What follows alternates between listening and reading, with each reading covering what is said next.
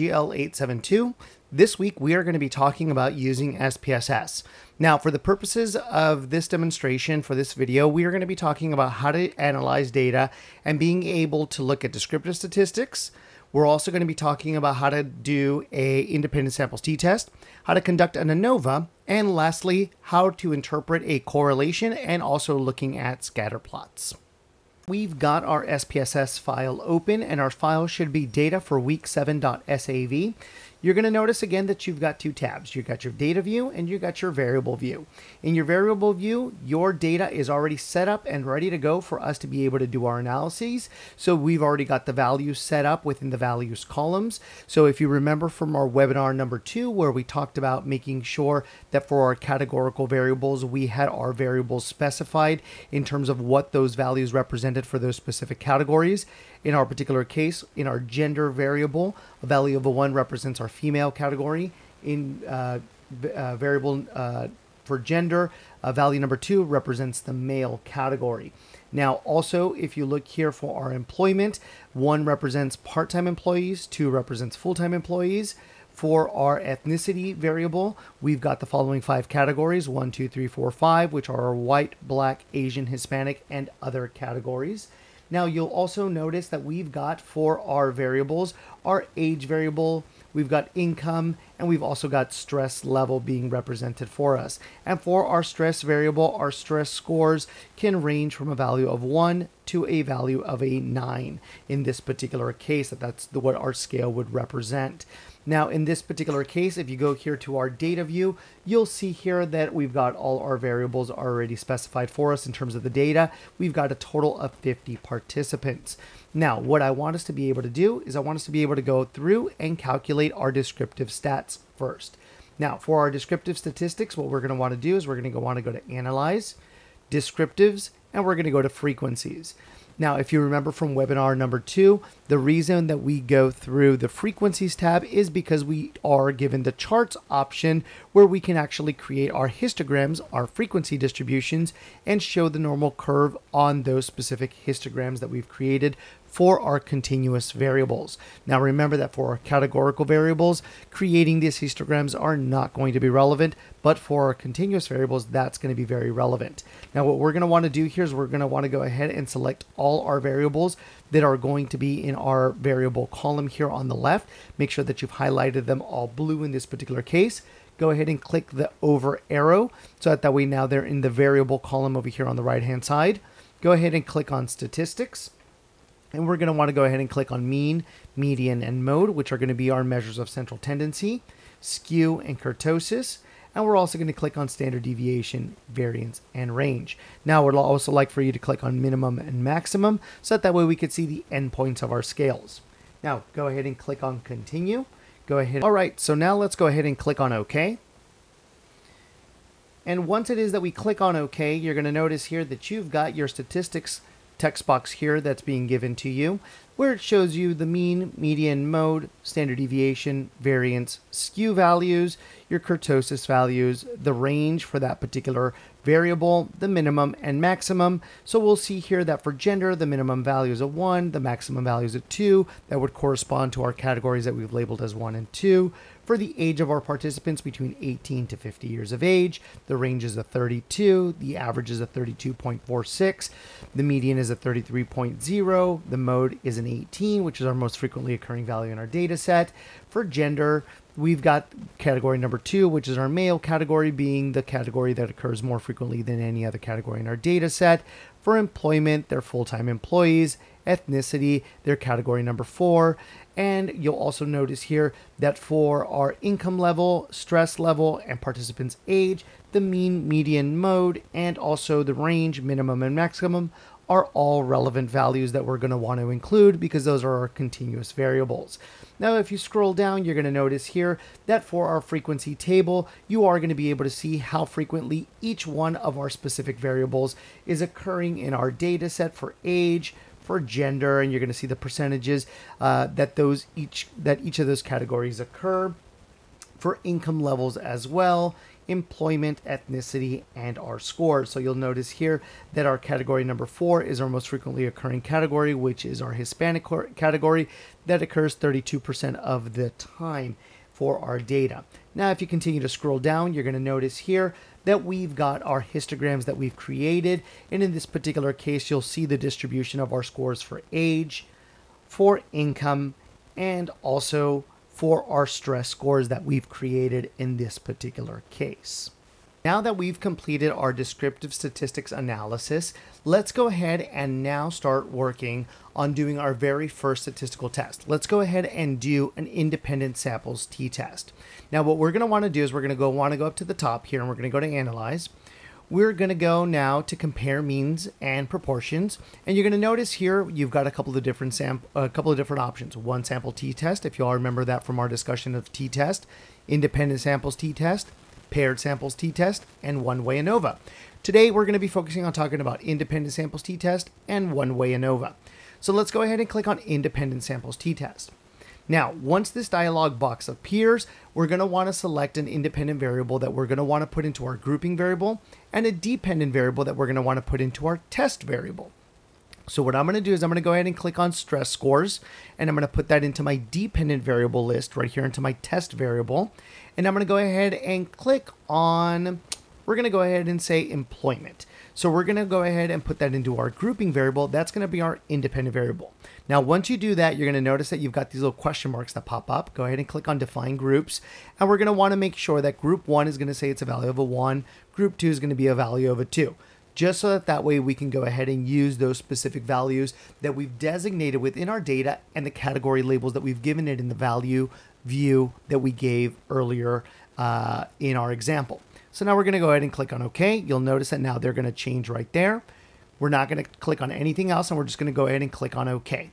Now, once we've done that, here is our wonderful independent samples group t-test that we've actually done. So you're going to notice here it's going to tell you what your sample size is for your part-time employees, full-time employees. So you got 24 part-time, 26 full-time, an average for part-time employees on a stress scale or on our stress scores of 4.88 with a standard deviation of 2.43.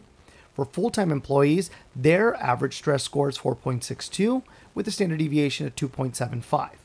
Now, if we go down here and we start now looking at our independent samples t-test, there's going to be two things that we're going to want to look at. Number 1 is going to be Levine's test of equality of variances. And number 2 is going to be right here where we're going to look here at our t-score, and we're going to look at our degrees of freedom and our specific p-value if it's a one-tailed test or a two-tailed test.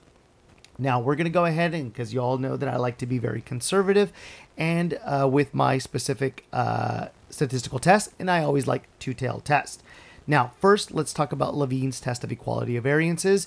Number 1, if we were to find a significant p-value right here for this specific test, that would mean that we would have a violation for Levine's test of equality of variances, indicating that the variances between our groups would be significantly different from each other. That would mean that essentially here our variability between group 1 and group 2 would be significantly different from each other, and that would create a problem. In this particular case, we don't have that issue. Now, why is this important? Because again, that's part of the assumptions that we covered in our previous lectures when we talked about t-test, that is a core assumption of our independent samples t-test. Now that we know that that is not a violation of that specific assumption, we're going to go ahead and move on to our actual t-test. So here's my t-value, here are my degrees of freedom, and then here is going to be my p-value associated with that. So here I've got my t-value, degrees of freedom, and my p-value. So if I was going to write out what my statistical test would look like in terms of my results, it would be equal to t, open parenthesis, 48 with my degrees of freedom is equal to 0.352, comma, p is greater than 0.05. Right? And how do we know that? Well, if we look here at the p-value, that's greater than 0.05. It's 0.727. Here's my t-value, and there's my degrees of freedom. Now, if we recall back from whenever it is that we talked about hypothesis testing, and I talked to you about the p-value, I told you if p-value was greater than 0.05, that would indicate that we're going to retain the null hypothesis. thus indicating that there is no significant difference between part-time and full-time employees on their reported stress levels on a scale from 1 to 9. Indicating for us that my statistic of 0.352 did not fall in the region of rejection. Thus, I'm going to retain my null hypothesis and conclude that the groups do not significantly differ from each other in this particular case. All right, now that we've gone ahead and completed our specific t-test, let's go ahead and move on to looking at ANOVA. So now let's turn our attention to analyzing our data using an ANOVA technique. Now, to conduct an ANOVA technique, let's go ahead and click on Analyze. We're going to go back to where it says Compare Means, and now we're going to go down to where it says One-Way ANOVA. Now, remember, the purpose of a one-way ANOVA is for us to assess the effect of one independent variable on our dependent variable. Now, in this particular case, we're going to want to select our dependent variable in the dependent list. Again, we're going to use stress scores. I'm going to go ahead and move that over. And now for our factor here, we're going to want to look at an independent variable that's got 3 or more categories. Now, the only categorical independent variable that we've got that fits that criteria would be ethnicity. That's got our 5 different levels, or our 5 different groups. Now, since we know that with ANOVA, it's an omnibus test, and what does that mean again? That means that it's an overall test of significance. So whenever it is that we conduct an ANOVA test, all it's going to tell us is, do the groups differ? Yes or no. But we want to go further than that, and we want to be able to assess, which groups specifically differ if there is a significant difference at the omnibus level. So for us to be able to do that, we need to go ahead and click on post hoc. Now remember, the purpose of post hoc tests are for us to do these multiple comparisons. Now what does that mean? Now what that's going to mean, it's going to compare group 1 to group 2, 1 to 3, 1 to 4, 1 to 5, 2 to 3, 2 to 4, 2 to 5, 3 to 4, 3 to 5, and last, group 4 to 5. So in other words, it's going to look at all the possible combinations of comparisons to specifically identify if significant differences exist between those groups. Now, the only time we would ever want to conduct a post hoc or a multiple comparisons test would be for us to be able to say, at the omnibus level, I found that the test is significant. In other words, my p-value is less than 0.05, indicating that the groups are not all equal to each other, and there's a significant difference that exists between the groups at some point in time. Now, if at the omnibus level, we find that the groups do not differ, so in other words, my p-value is greater than 0.05, we would not have to go through and conduct this test. Now, in this particular case, why are we going ahead and doing this before we do that specific step of looking at the omnibus test? Because in SPSS, it already gives us the option to go ahead and select whatever post hoc test we would want to be able to use for the sole purposes of it being in one single place. So we go ahead and always click on the post hoc test function for us to being able to conduct our post hoc analysis by selecting any of our multiple comparison options that we have here. And in my case, I always like looking at Bonferroni because, as I mentioned in my other lectures, I like to be conservative, and Bonferroni is a very conservative post hoc analysis that's very stringent to use. And it's already available for us to use. We're going to go ahead and just go ahead and use that. So I go ahead and clicked on Bonferroni, click Continue, click on Options. Make sure that you click on Descriptive Statistics. Also, make sure that you click on Homogeneity of Variance Test, and we're going to be ready to go. Now, once it is that we've clicked on those two options, go ahead and click Continue. Go ahead and click OK. And now that we've done that, it's going to open again your dialog box where your output is being given to you, where your results are, and here's my one-way test. So here are my descriptive statistics associated with my groups.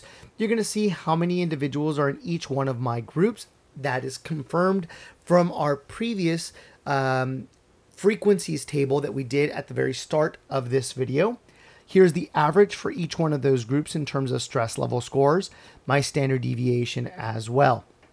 Now here's my homogeneity of variance assumptions test, and again indicating that it is not significant, thus there is no violation of homogeneity of variance. Next, we're going to move down to my ANOVA test. Here in my ANOVA test, this is my omnibus test. So this box right here that's being given to me, this is my omnibus test for ANOVA. Okay, and I'm just going to put that right here. Now that I know that this is my omnibus test for my ANOVA, this is going to tell me, is there a significant difference that existed between my 5 groups?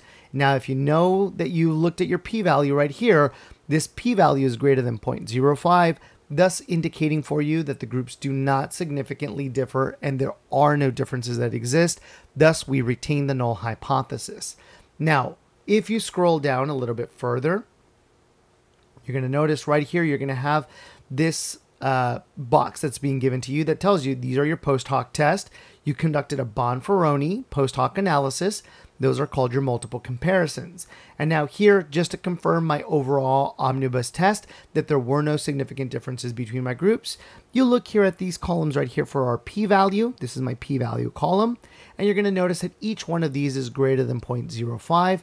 Thus indicating that there's no significant differences between any of the groups. So no differences between white and black, white and Asian, white and Hispanic, white and other, black and Asian, black and Hispanic, black and other, Asian and Hispanic, Asian and other, and then last, Hispanic and other. So we find that there are no significant differences that existed here in this particular case. Now, the last analysis that we're going to run through here is we're going to be talking about our correlation. Now, to look at our correlation or our Pearson product moment correlation, we're going to go to Analyze. We're going to go down to where it says Correlate. And we're going to go where it says Bivariate. Not the first option, the second option, the one that says Bivariate only. We're going to go ahead and click there. And now we're going to find 2 continuous variables in this particular case. Now, the 2 continuous variables that I want to be able to use, I'm going to use income level and I'm going to use my stress scores. Those are going to be the 2 that I'm going to pick. Now I'm going to go ahead and I selected them. I'm going to move them over. Once you do that, there's nothing else that we've got to do. Just go ahead and click on OK. Now that you've clicked on OK, you're going to look at this result that's being given to you right here. Now you're going to see here it says Pearson correlation, p-value, right, your significance value for a 2-tailed test, and your sample size. Now here you're going to notice it says one of your variables, which is income level, and here is your stress score. Now, what you're going to interpret is going to be this value that's going to be given right here. We never interpret this value that says a 1. And the reason for that, if you notice that there's no p-value given to you for that, is because this is looking at the relationship between income level and income level. Of course, it's going to be giving you a perfect correlation between them because they're the same values. But that's not what we're looking for. Here, if you look down here, stress and stress, it also gives you a value of a 1. Again, this and this are values that we are not going to be looking at. Rather, I'm looking at income and stress. We're going to be looking at that value right there and my p-value that's right beneath it. Okay. So what do we find here when there's a relationship between income level and stress scores? We find that there is no relationship. My p-value is greater than 0.05. I've got a negative 0.135 correlation coefficient, indicating that it is very close to the value of 0 for our correlation coefficient, thus suggesting that since my p-value is greater than 0.05, what do I find again? There is no significant relationship that exists between income level and stress scores. Now, to be able to also give this to you in a graphical representation, right, in an actual graph, we can go ahead and click right here where it says Graphs all the way at the very top. And you're going to notice at the bottom, it gives you an option that says Scatter or Dot. Go ahead and click on that option, please. Now that we've gone ahead and done that, it's going to give you this option here that says Simple Scatter, Matrix Scatter, Simple Dot, and so on and so forth. We only care about Simple Scatter. That's what I'm looking for. Go ahead and click on that, click Define, and you're going to notice it's going to give you Y-axis and X-axis. Now remember, on your X-axis, we always put our independent variable, our predictor variable. And in this particular case, I'm going to go ahead and put my income level as being my predictor variable in this particular instance.